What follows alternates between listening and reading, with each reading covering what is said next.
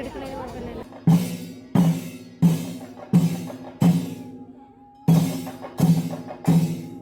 Hello, ഇത് നമ്മുടെ ക്ഷേത്രത്തിലെ ഉത്സവമാണ് കേട്ടോ.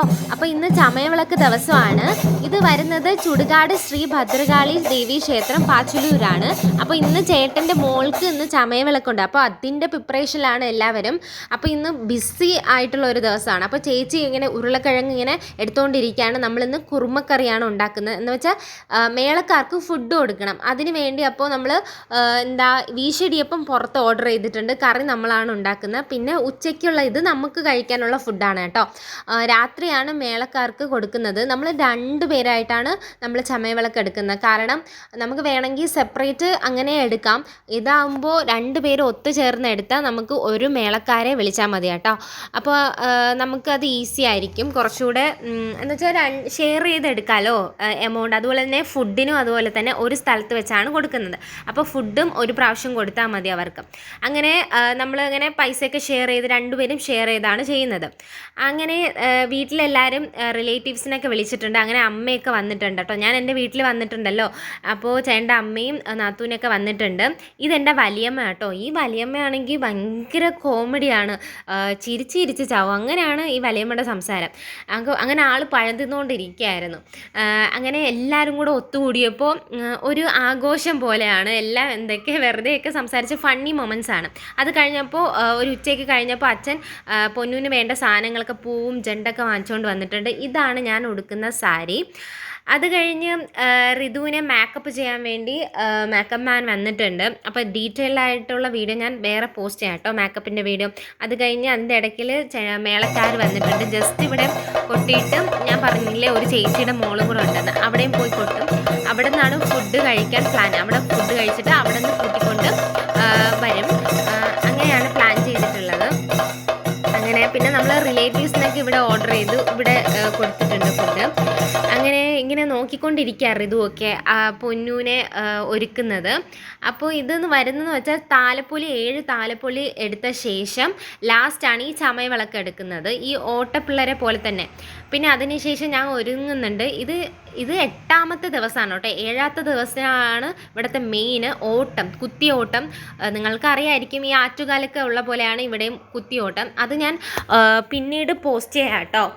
ഞാൻ ആദ്യം ഇതാണ് പോസ്റ്റ് ചെയ്തത്. അപ്പോൾ ഇനിയും കുറേ വീഡിയോസ് എൻ്റെ കയ്യിലുണ്ട്. കുറേ പരിപാടിയുണ്ട് കേട്ടോ. കുത്തിയോട്ടം ഉണ്ട്, തൃക്കല്യാണം, പിന്നെ വിളക്ക് കെട്ട്, അങ്ങനത്തെ കുറേ വീഡിയോസ് എൻ്റെ ഉണ്ട്. ഞാൻ പയ്യെ പോസ്റ്റ് ചെയ്യാം കേട്ടോ. അങ്ങനെ നമ്മൾ വീട്ടിൽ നിന്ന് ഇറങ്ങുകയാണ്. അപ്പം മേളത്തോടെയാണ് നമ്മൾ വീട്ടിൽ നിന്ന് ഇറങ്ങുന്നത്. അപ്പോൾ മറ്റേ രേഷ്മ എന്നുകൊണ്ട് എൻ്റെ ചേച്ചിയുടെ മോള് ഉണ്ട് കേട്ടോ. അപ്പോൾ ഞാൻ കാണിച്ചു തരാം. അവരാണ് അവരുടെ വീടാണ്. ആദ്യം അവരുടെ വീട്ടിൽ നിന്ന് കൂട്ടിക്കൊണ്ട് വന്നിട്ട് നമ്മളെ കൂടെ കൂട്ടാൻ വന്നിട്ടുണ്ട്. അപ്പോൾ നമ്മളും കൂടെ 2 പേരും കൂടെ ഒത്തുചേർന്നാണ് പോകുന്നത്. വേണമെങ്കിൽ നമുക്ക് സെപ്പറേറ്റ് ആയിട്ടും പോവാം കേട്ടോ. അങ്ങനെ നമ്മൾ വീട്ടിൽ നിന്ന് ഇറങ്ങിയിട്ടുണ്ട്. പിന്നെ ചേച്ചി ജണ്ടിന് ഭയങ്കര വെയിറ്റാണ് കേട്ടോ. ജണ്ട് പിടിക്കുന്നുണ്ട്. പൊന്നൂനാണെങ്കിൽ ജണ്ട് പിടിച്ചുകൊണ്ട് നടക്കാൻ പറ്റത്തില്ല, വെയിറ്റ് കാണാം.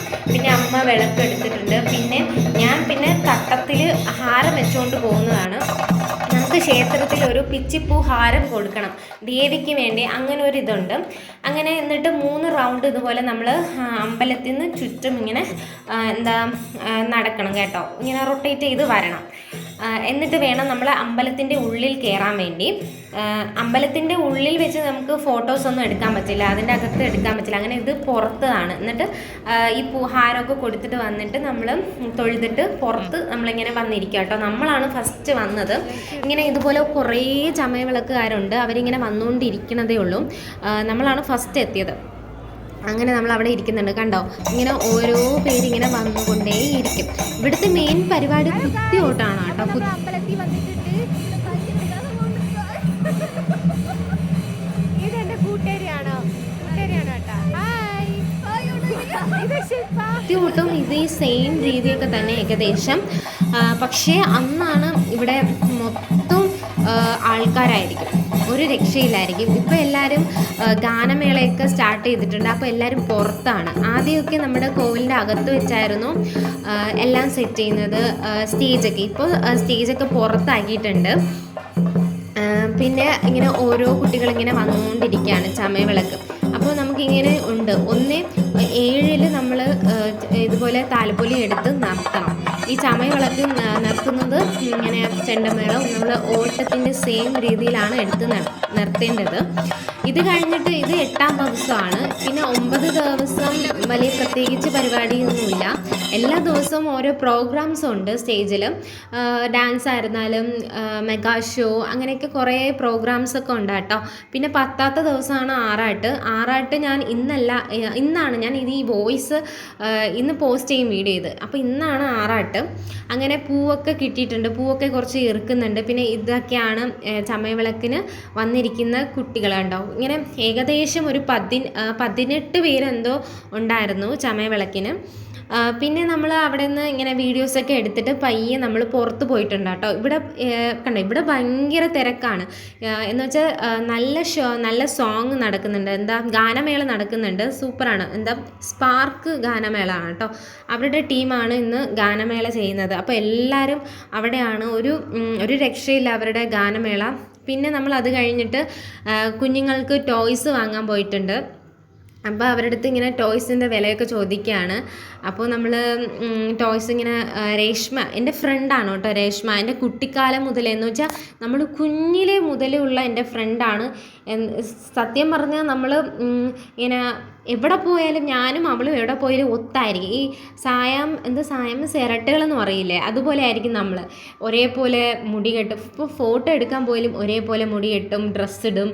അങ്ങനത്തെ ഒരു രീതിയായിരുന്നു നമ്മൾ. അത്രയ്ക്ക് ചങ്കാണ് കേട്ടോ. കളിക്കൂട്ടുകാരി എന്ന് തന്നെ പറയാം.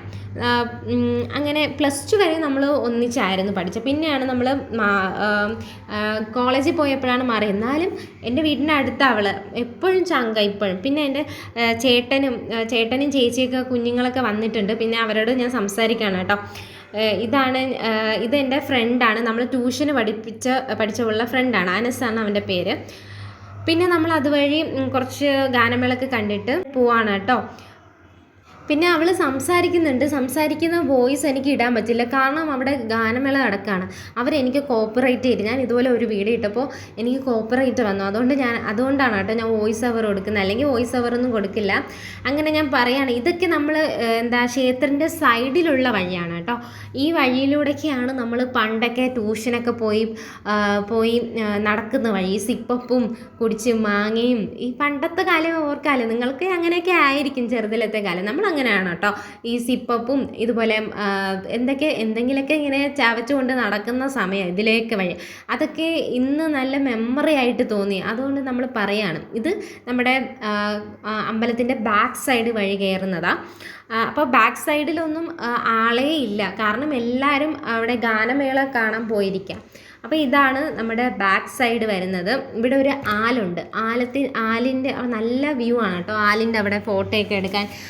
എൻ്റെ മാരേജ് ഈ ക്ഷേത്രത്തിൽ വെച്ചാണ് നടന്നത്.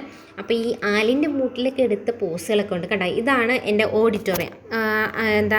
മാരേജ് കഴിഞ്ഞ അങ്ങനെ കണ്ടോ. അവർ നല്ല